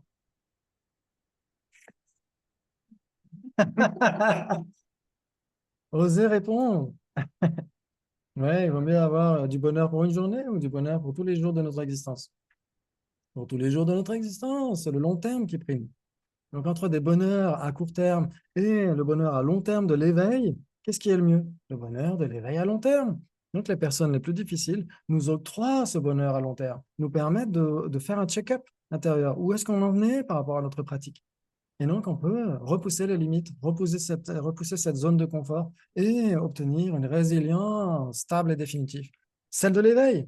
Et donc, on leur doit les plus grands bienfaits. D'accord? Oui. Oui, les plus grands bienfaits à long terme. Oui. À grande échelle, on pourrait dire si ça dépend, si ce sont des grands, de nombreuses personnes qui sont hostiles, mais comme on l'a dit tout à l'heure, elles sont difficiles à trouver. Mais on peut dire, oui, le bonheur, il est d'une immensité et il est d'une stabilité. Donc, on va dire que ce sont les bienfaits sur le long terme. Ouais, Mais ils sont octroyés. Oui, pardon, on dirait que ces 8, ils se regroupent en fait. c'est 8 quoi? Euh, Sur les 8 versets de l'entraînement pour l'esprit, on Oui, dirait que certains font partie d'un grand ensemble, mais non? que certaines strophes. Oui, Ouais, que se regroupent en fait, que oui, oui, l'idée, oui, de l'enseignement de base ou l'idée de base est la même. oui. Sur un aspect différent peut-être, mais c'est le même. Oui, oui, exactement. Oui, tout à fait. C'est tout à fait ça. Je veux dire que Ah, les 7 premières strophes, c'est sur mhm. bodhicitta, l'altruisme, comment essayer de considérer, d'aller au-delà de la simple apparence d'une personne hostile, mais de voir vraiment ce qu'elle nous apporte en réalité. Et Mhm. la dernière strophe, c'est sur la vacuité, sur la sagesse. D'accord. Ouais. Donc, bien sûr, comme on a dit avec Jean-Paul tout à l'heure, on verra surtout la vacuité pendant 2 week-ends, mois de novembre et mois de décembre. Vous regarderez sur le site pour les dates. Et on aura justement 2 week-ends là-dessus. Donc, peut-être qu'on parlera surtout de cette dernière strophe au début de ces week-ends. Mais en effet, les 6 premières strophes, c'est sur l'aspect vaste, l'aspect compassion, l'aspect compréhension, l'aspect humilité, etc. Ouais, c'est tout à fait ça. Ok. Donc, en effet, quand quelqu'un nous fait un check-up, par exemple, comme on a déjà dit plusieurs fois, on a dit si vous faites un check-up à la médecine du travail, etc., soit vous payez le médecin, soit c'est l'assurance qui paye pour vous, mais vous devez le payer. Par contre, quelqu'un qui est maladroit, qui est euh, l'esclave de ses propres afflictions, etc., vous permet de faire un check-up intérieur gratuitement. Donc, on devrait remercier ces personnes-là. On devrait les remercier. Ouais, on ne devrait pas les considérer comme des problèmes, des défis, mais uniquement comme des défis, des personnes qui nous permettent qui sont l'opportunité de développer une résilience. Ouais, ce qu'on avait dit comme quand on est chatouilleux des plantes des pieds, c'est à force de marcher pieds nus qu'on finit par être résilient, qu'on peut marcher pieds nus n'importe où. Ouais, c'est le même principe. Ouais, ce sont les accidents qui créent l'évolution. Ouais, c'est parce qu'il y a des agressions extérieures que le système immunitaire se développe. Si quelqu'un est dans une bulle aseptisée, cette personne n'a aucune possibilité de développer son système immunitaire. Et donc, les personnes hostiles, etc., ce sont les personnes qui vous permettent de développer votre système immunitaire intérieur. Donc, elles devraient être remerciées pour ça. Ouais, ça joue. Oui, mais s'il n'y a pas de personne hostile, on n'a aucune raison de travailler là-dessus.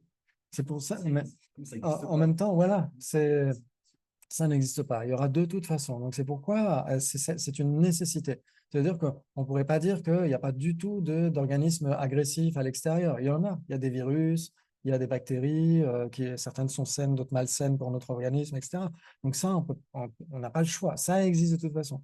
Après, c'est à nous de développer ce système immunitaire grâce à tout ça, en fonction de la dose appropriée. Mais c'est pareil. C'est pareil pour les personnes hostiles. On ne va pas dire, OK, ça y est, je vais aller déménager, je vais aller dans un lieu où il n'y a que des personnes qui sont caractérielles, etc. Et on n'y arrivera pas. Si on n'a pas le système immunitaire suffisant, on n'y arrivera pas. On va éclater en sanglots, on va finir dépressif ou je ne sais quoi. Donc, c'est pourquoi il faut savoir tenir compte de notre niveau. C'est ce que dit le Bodhisattva Shantideva. Si on a le bras cassé, on ne va pas aller dans une foule qui est un peu effervescente, etc. On va se mettre un petit peu en retrait pour guérir notre bras. Et là, ensuite, on pourra en effet être au milieu d'une foule. Donc, il faut tenir compte de notre niveau d'immunité, d'une certaine manière. Ouais, ça joue. Et essayer de repousser à nouveau ces limites de ce système immunitaire intérieur. Ça, c'est magnifique parce qu'en plus, c'est faisable. C'est possible. On peut le faire.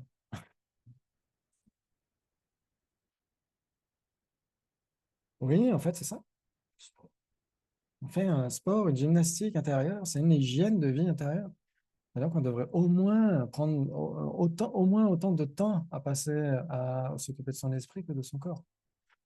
Mais est-ce qu'on le fait vraiment? Si vous regardez les infos, si vous regardez les personnes qui tuent d'autres personnes, qui d'un seul coup sortent un couteau et tuent un prof, etc., vous dites, mais il y a un déficit énorme dans notre société par rapport à, mais est-ce que vous allez bien, quoi? Pas uniquement physiquement. Est-ce que vous allez bien? Est-ce qu'on prend en compte la santé mentale des gens?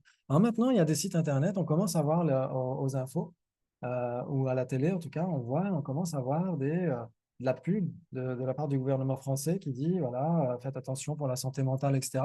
Mais parce qu'il y a eu des catastrophes. Donc c'est maintenant qu'on s'en préoccupe. Heureusement, il vaut mieux tard que jamais. Ouais. OK. Et ensuite, Tonglen, cette pratique magnifique, aussi dangereuse que magnifique. OK. Ouais.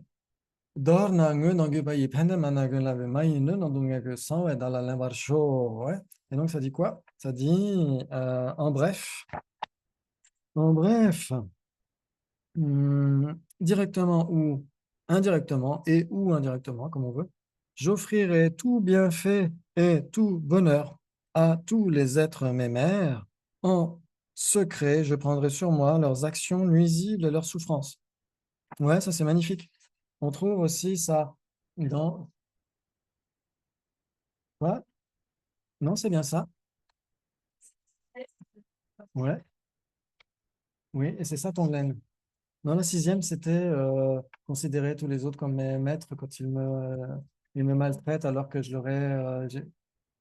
On n'a pas commenté. euh, avec... c'est- Tout ce que je viens de dire jusque-là, c'était exactement ça. Avec, avec avec Zapato Rinpoche et le moine devrait le remercier, le considérer comme un maître spirituel parce qu'il lui a montré ses limites. Ouais. La victoire, elle a été plus que tout le monde. Oui. Non, ça c'était tout à l'heure, ouais. C'était juste avant la victoire et la défaite. Et ensuite, c'était par rapport au maître spirituel, c'est considérer les autres euh, comme, comme notre maître parce qu'ils nous permettent de développer notre potentiel, etc. Exactement comme les systèmes agressifs extérieurs qui permettent de développer le système immunitaire, ouais. Et donc, mais ça peut m'arriver de mélanger les paluches, hein, ça peut tout à fait arriver.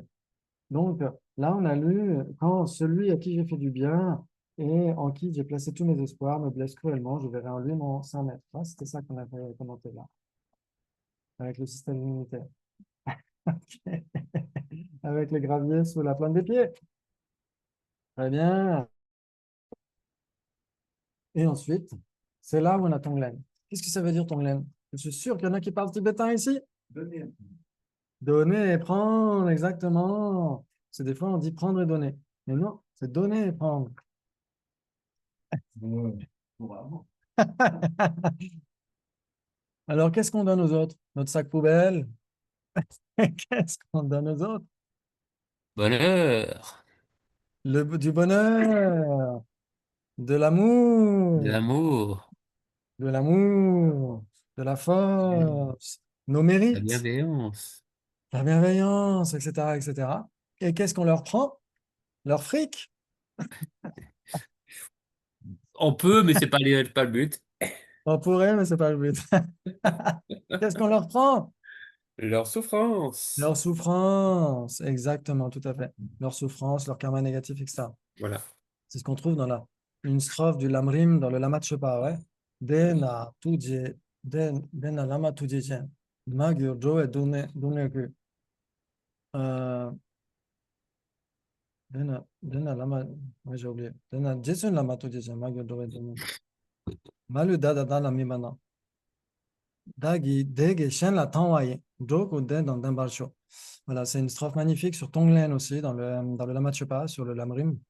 Et donc, on supplie le maître spirituel pour faire en sorte que tous les voiles et toutes les négativités de tous les êtres mûrissent uniquement en nous, exclusivement en nous, et que toutes nos vertus et tout notre bonheur leur soient dédiés et puissent tous les êtres être associés au bonheur. En substance, c'est cette strophe-là.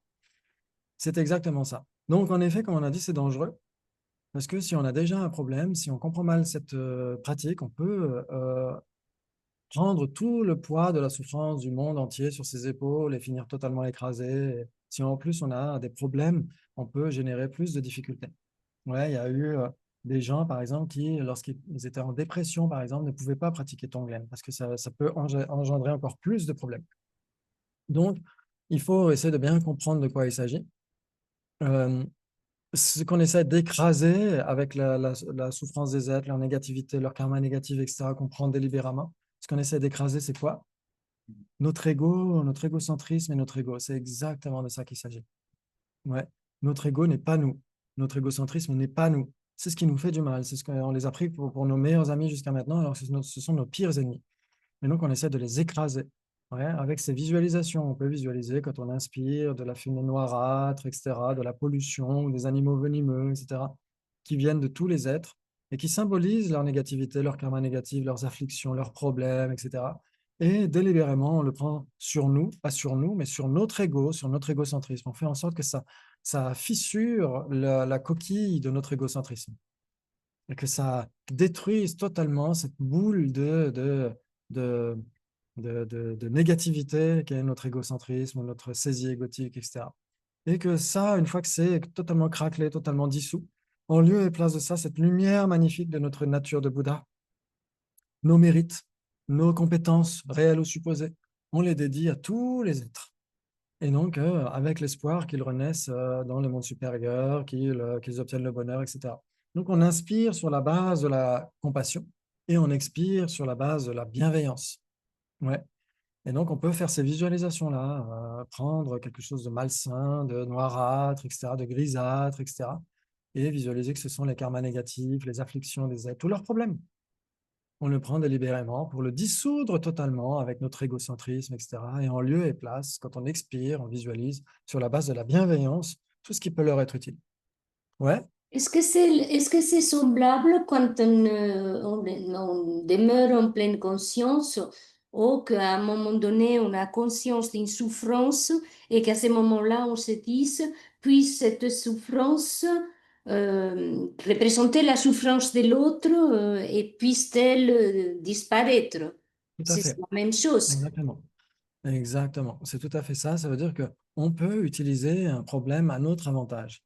C'est magnifique. Ça veut dire qu'on arrête de souffrir inutilement. C'est pas juste souffrir pour souffrir. Là, on utilise, si on a vraiment une souffrance, un problème, une négativité quelle qu'elle soit, on se dit, c'est le mûrissement de toutes mes prières du passé de prendre la souffrance de tous les êtres. Et donc, au moment où je suis en train de souffrir là, tous les êtres échappent à cela. Puissent tous les êtres échapper à ce problème au moment où je suis en train d'éprouver ce problème. Ça change tout dans notre discrimination. Dans notre esprit, notre atmosphère est totalement différente. C'est juste, mais c'est magique. C'est vraiment magique. On n'est plus tourné sur notre petite personne. Pourquoi moi, j'ai loupé mon train, etc. Oh là là, pourquoi moi, etc. Et là, on est en train de se dire, puissent tous les êtres échapper à cela au moment où je suis en train d'éprouver ça. Et donc, on utilise ça à notre avantage. C'est vraiment utiliser la vase pour en faire un lotus. C'est juste magnifique. Donc, ça nécessite aussi une certaine compréhension de la vacuité d'une certaine manière, parce que Tonglen, c'est surtout, ça transite surtout dans la lignée de la vue profonde. Donc, c'est pour éviter de sentir un fossé infranchissable entre soi et l'autre. Ouais. Donc, ça aide de méditer sur la vacuité quand on pratique Tonglen. Et quoi qu'il nous arrive, même si on est dans un moment d'attachement, on est attaché par une plaquette de chocolat, on sait qu'on est sur le point de la finir. Ça dit, puissent tous les êtres échapper à l'attachement au moment même où je suis dans l'attachement. Ça change déjà notre discrimination, ça change déjà la façon dont on appréhende la situation. On pourrait même ne pas finir la plaquette. C'est génial. Quand on est dans le ressentiment, dans la colère, etc., c'est-à-dire, puissent tous les êtres échapper à la colère au moment où je suis moi dans la colère. Et déjà, notre esprit est en train de se débarrasser du problème. C'est juste magnifique. Magnifique. C'est le pouvoir de Tonglen. C'est pas magique dans le sens magique, vous allez guérir de tous vos problèmes, etc., du jour au lendemain. Mais il y a eu des gens comme ça qui ont pu, en effet, obtenir une vraie résilience par rapport à certaines pathologies, etc., en pensant à ça. Ça peut être très, très utile. Mais il faut vraiment bien le comprendre, ne pas s'écraser soi-même, écraser notre égocentrisme, notre saisie égotique, mais jamais soi-même. C'est très, très important. Là, quand tu as utilisé plusieurs fois discrimination, Oui, parce que c'est synonyme de identification, tout à fait. Ça. Ouais, tout à fait. Ouais. C'est interchangeable. C'est deux mots pour la même chose. Et transformer notre identification, transformer notre discrimination ou notre application mentale, comme on disait tout à l'heure, on passe d'une application mentale malsaine ou inappropriée à une application mentale appropriée. Et en plus, ça relativise totalement notre problème, puisqu'on imagine que tous les êtres éprouvent des souffrances égales ou pires que les nôtres. Donc, il y a beaucoup, beaucoup, beaucoup de bienfaits dans cette pratique-là. Franchement, essayez-la. Je peux vous faire une garantie signée. Essayez-la si vous la faites correctement, parce que le général Gendamdul, il est très, très précautionneux par rapport à ça. Il dit, ne le conseillez pas à tout le monde. Il dit, soyez prudent. Parce que sinon, il y a des gens qui disent, ah, vous avez ce problème, Tonglen, vous avez ce problème, Tonglen, comme Toinette dans Le Malade imaginaire. Le poumon, le poumon, le poumon. Et là, c'est Tonglen, Tonglen, Tonglen. Non, au bout d'un moment, il faut toujours faire attention à la situation. Ouais.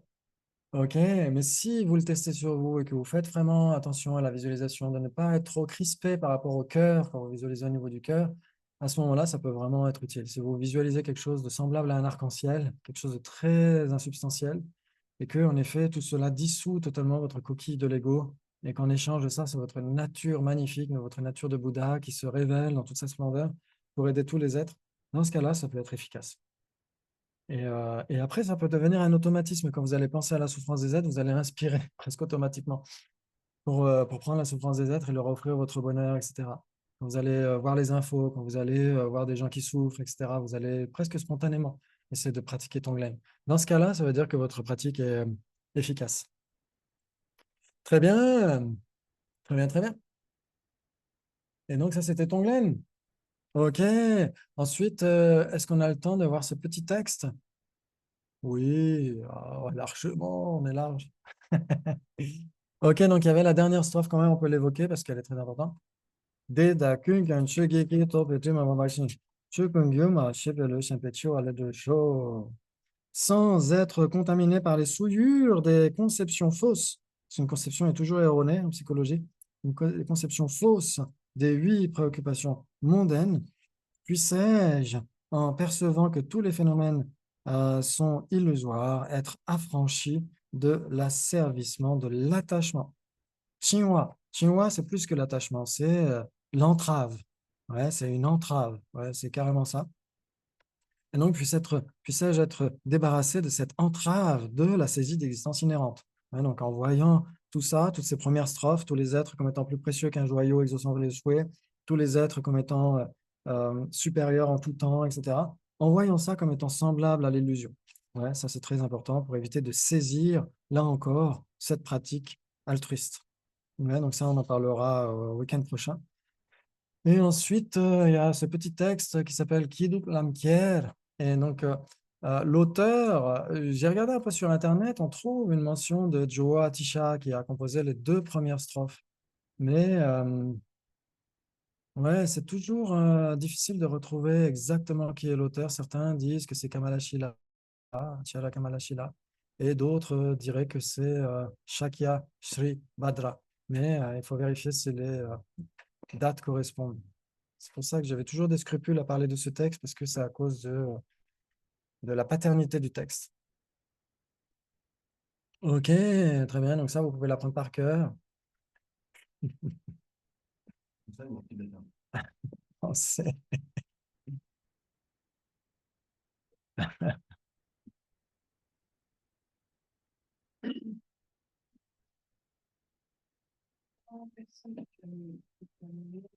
Oui.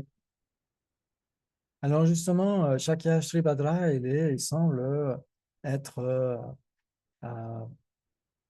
d'une autre période, mais je n'ai pas les dates exactes. En général, Acharya Kamala Shila, c'est plutôt 9e siècle. Joe Atisha, c'est 1052, 1054 ou 1052, donc 11e siècle. Ouais, ouais, début du 10e siècle et jusqu'à la moitié du 11e. Quelque chose comme ça. 982, 1054, ça doit être ça à peu près ces dates. Joe Atisha. Mais Shakya Sri Badra, il faudrait vérifier sur Internet parce que j'ai pas encore, je suis pas très sûr. Je suis pas très sûr. Donc ça s'appelle, c'est ce texte. Alors, ma version définitive, c'est de dire que c'est de Acharya Kamala Shila, mais il faudrait vérifier. C'est le Kiduk Lamkier, ça veut dire prendre la souffrance, le bonheur et la souffrance sur la voie. Ouais. Ok, c'est très très simple. Il y a quelques phrases. Kinagate gewat sosomo. Hendandewe nam kakan warsho. Ça, c'est magnifique. Si je vais bien, si je suis heureux, si je suis en bonne santé, etc., si je vais bien, je me réjouis de dédier cela à l'accumulation de vertus, puissent les bienfaits et la félicité emplir l'espace. Parce que souvent, on pratique Tonglen que quand ça va pas. Mais on peut le pratiquer aussi quand ça va bien. On peut vraiment dédier cette balade en forêt pour le bien de tous les êtres, etc. On peut dédier notre bonne santé pour le bien de tous les êtres. Ah, puissent tous les êtres être aussi en bonne santé que moi, etc. Ça, c'est très, très utile. Ouais, comme ça permet de renouveler les mérites qui ont produit cette bonne santé. C'est juste magnifique. C'est juste magnifique. Waouh, j'adore ce texte.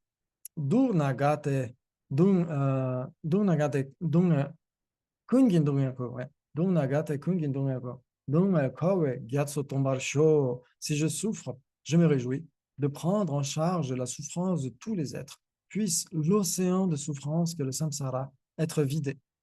Ouais, quand on est dans un moment de déplaisir, quand on souffre d'une maladie, de quoi que ce soit, etc., on se dit, puisse tous les êtres échapper à cette souffrance au moment où je suis en train d'éprouver cela. Donc, puisse l'océan du samsara être vidé au moment où je suis en train de souffrir moi. C'est magnifique. Magnifique. Si je suis malade, je me réjouis d'épuiser le karma nocif issu de mes innombrables vies passées. Puissent tous les êtres vivants être épargnés de la maladie. Ouais, comme on disait tout à l'heure, le karma, c'est une grosse courge. Donc, autant éprouver un fruit karmique maintenant. Ouais, il vaut mieux être malade maintenant plutôt que vivre pendant des millénaires dans les enfers. Donc, c'est un moindre mal que de tomber malade. Et donc, on est en train d'épuiser le karma négatif issu du passé en éprouvant cette maladie. Et donc, on grille une graine karmique. On est en train de remettre à zéro un compteur karmique. C'est juste magnifique. Et on se dit, puissent tous les êtres être épargnés par cette maladie au moment même où je suis en train de l'éprouver. Donc, on l'utilise sur la voie là aussi. Oh là là, cachez votre joie. Pendant des années, je la récitais tous les jours. Et après, je suis devenu feignant. Shinagate chuni ngalachi kechi korwet sawachu barsho. Si je meurs, je me réjouis de mourir dans l'incité. Chuni, ouais, c'est l'incité. Puisse la racine du cycle des renaissances et des morts être tranchée. Au moment même où moi je suis en train de mourir, puissent tous les êtres échapper à la mort et à la renaissance. Puissais-je mourir dans l'incité? Puissais-je réaliser l'incité grâce à la claire lumière de la mort, etc. On peut extrapoler. On peut faire d'autres prières sur la base de ça, c'est magnifique. Mitserin nagate tsorniki, ranchen denye lungi tobasho. Si j'ai une longue vie humaine, je me réjouis. Grâce aux deux accumulations, puissent les deux buts, le mien et celui d'autrui, être spontanément accomplis. Puissent tous les êtres, les autres et moi-même, obtenir l'éveil. Si j'ai une longue existence humaine, je peux avoir l'opportunité d'accumuler les deux, l'accumulation de sagesse, l'accumulation de mérite, pour obtenir l'éveil pour moi et les autres. Donc, à chaque fois, vous verrez, s'il m'arrive ceci, je suis heureux. S'il m'arrive ceci, je suis heureux. Donc, être toujours heureux. C'est magnifique. Il y a une strophe aussi de l'Amrim dans le Lama Tshepa qui dit ça. Puissais-je toujours garder une attitude heureuse? Et bien, c'est grâce à ce type de texte. C'est juste magnifique. Ouais, ça vous parle? C'est splendide, ça. Donc là, en effet, on peut voir que être heureux au quotidien, etc., être dans le creux de la vague, être tombé malade, mourir, avoir une longue vie, c'est impersonnel. Et donc, ce sont des situations impersonnelles, mais on peut les transformer quand même. Et le Lojong Tsigema, c'est surtout avec les relations personnelles. C'est pour ça que pendant des années, je récitais les deux, parce que ça m'aidait justement dans ces situations, celles qui étaient dues aux causes et aux conditions, tout simplement, et les situations qui sont problématiques, causées par des êtres conscients. Ouais. Et donc, dans ce cas-là, on n'a aucune excuse. Parce que les problèmes, soit elles sont personnelles, soit elles ne le sont pas. Il n'y a pas 36 000 possibilités. Ouais, ça vous parle? Donc, à chaque fois, d'utiliser le bonheur comme le malheur sur la souffrance. Si vous lisez le goût unique du troisième de Dönchen Rinpoche, aux éditions Padmakara, là, il y a aussi des mentions comme ça sur avoir des analyses au niveau conventionnel et des analyses au niveau ultime. Au niveau ultime, il n'y a ni bonheur ni souffrance. Au niveau ultime, il n'y a personne, il n'y a aucune situation pénible, il n'y a aucun bonheur, aucune souffrance. Rien ne peut être trouvé ultimement. C'est des vacances. La vacuité, c'est les vacances, c'est la même racine. Ok. Oui, Maria.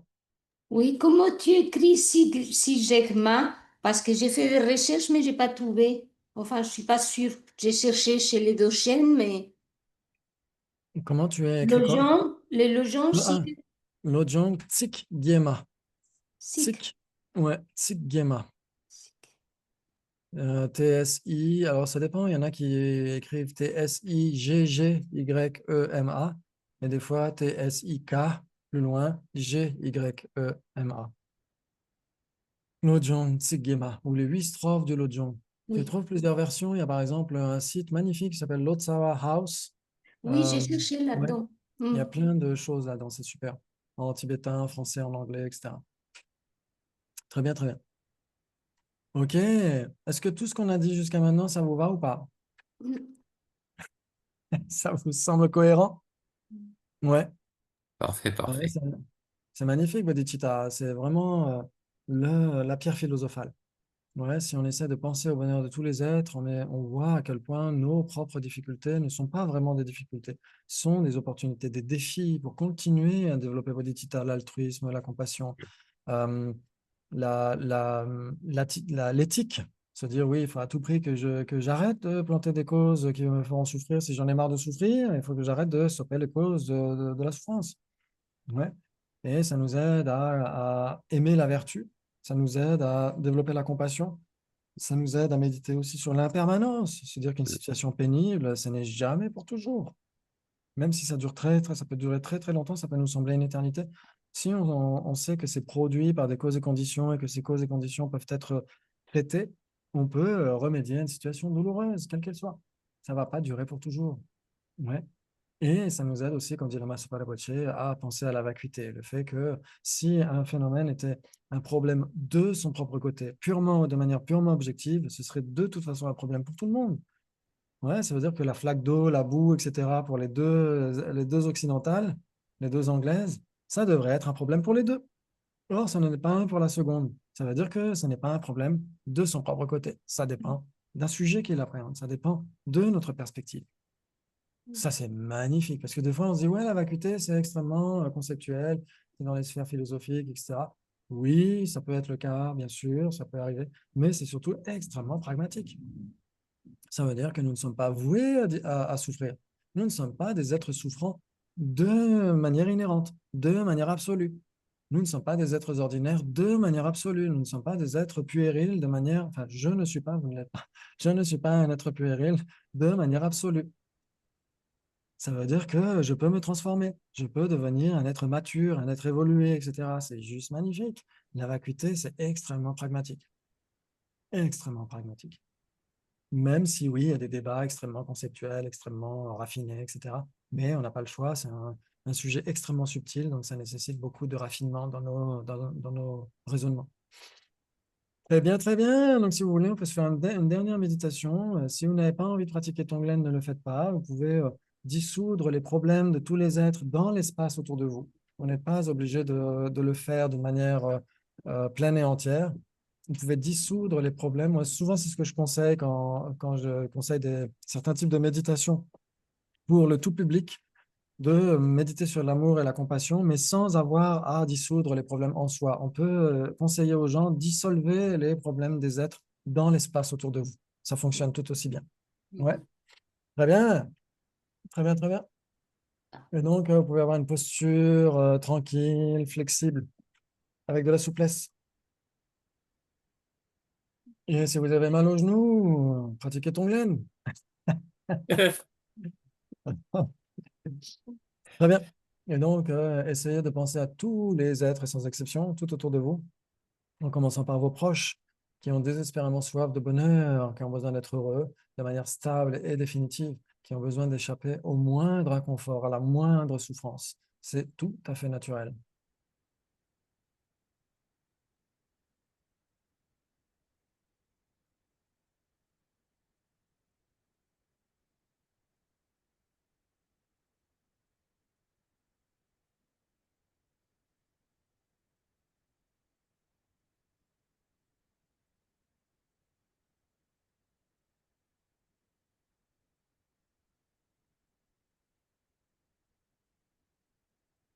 J'ai vais voir que leurs moindres activités physiques, verbales, mentales sont exclusivement tournées vers le soulagement d'une souffrance ou d'une autre.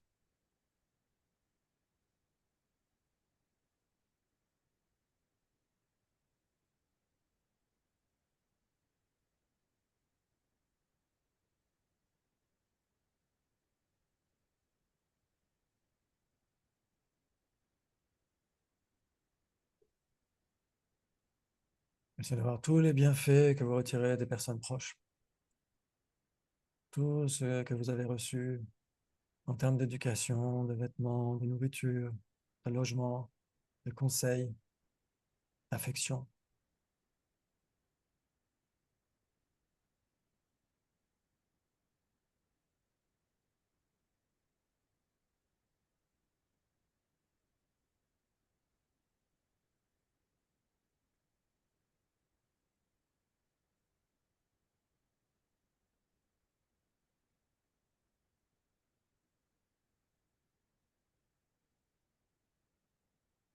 Et puis à toutes les personnes neutres, toutes les personnes à qui vous devez tout ce qu'ils ont fabriqué, tout ce que ces personnes ont fabriqué pour nous, ont détourné l'eau pour qu'on puisse avoir de l'eau au robinet.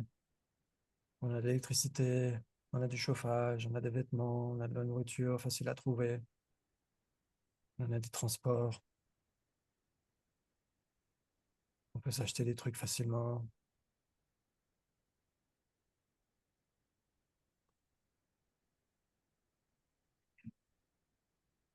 On a obtenu ce précieux corps humain parce qu'on s'est abstenu de leur nuire, même si on ne les connaissait pas.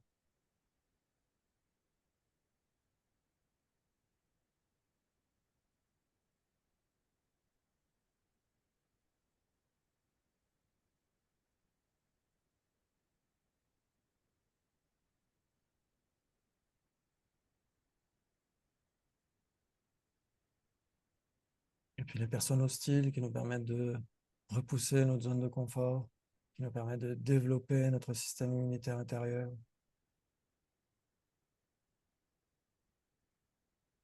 Et qui, à terme, nous permettront d'obtenir l'éveil.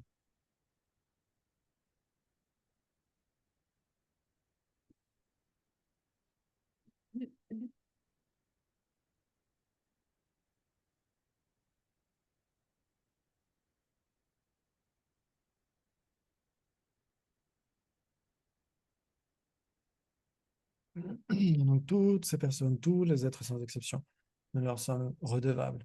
C'est grâce à tous les êtres que le Bouddha existe, c'est pour tous les êtres que le Bouddha a entonné l'éveil. C'est grâce à tous les êtres que le Dharma existe que nous pouvons nous transformer.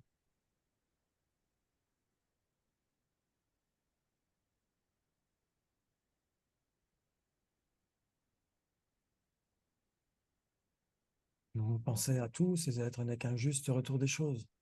Vous pouvez, sur la base de l'expire, visualiser une lumière radieuse qui jaillit de votre cœur, qui symbolise votre nature de Bouddha, votre potentiel magnifique.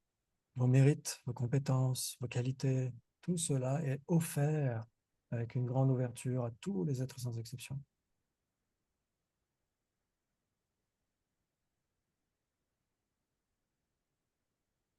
Et au moindre contact avec ces rayons lumineux, je leur octroie exactement ce dont ils ont besoin pour être heureux à court et à long terme, pour obtenir la bonne santé, l'écoute, la sécurité, la joie au quotidien, l'éthique qui permet la renaissance supérieure, et puis les perfections qui permettent d'obtenir l'éveil.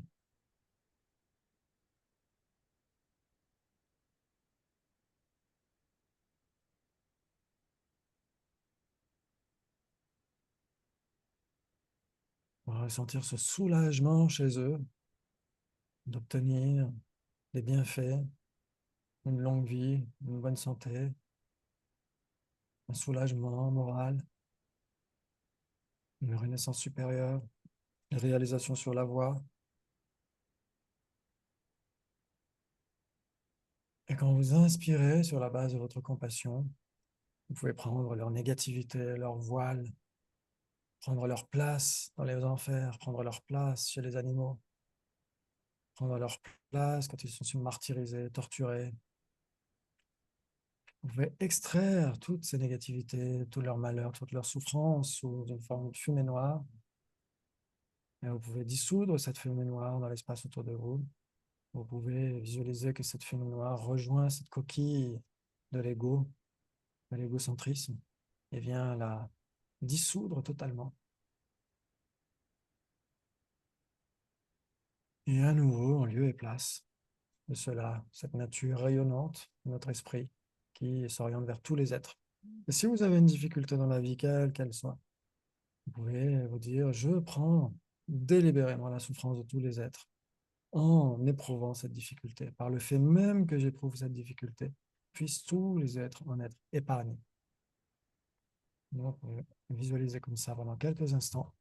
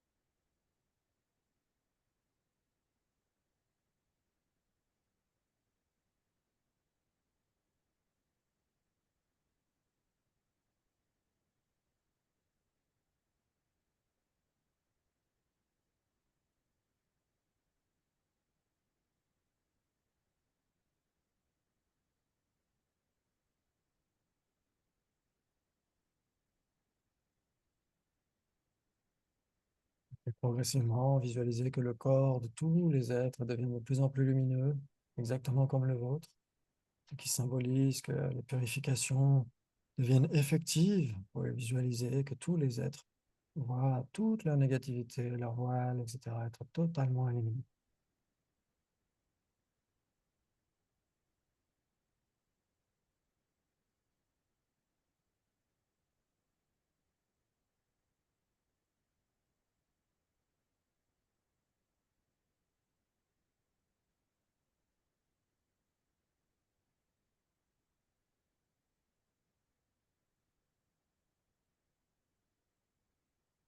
Tous les êtres qui étaient dans l'état intermédiaire voient leur corps être lumineux, se diriger vers les paradis magnifiques, où se trouvent des arbres en fleurs, des arbres joyaux, où les Bouddhas enseignent continuellement et leur permettent de progresser rapidement vers l'éveil.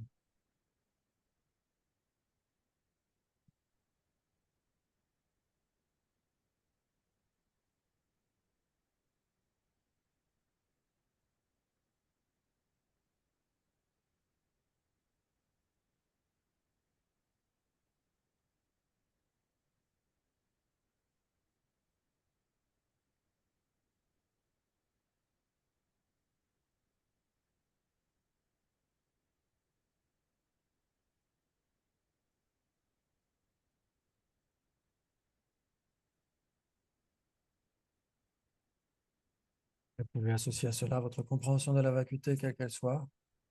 Toutes ces apparences sont semblables à l'illusion, semblent exister de manière inhérente, mais sont totalement dénuées d'existence absolue.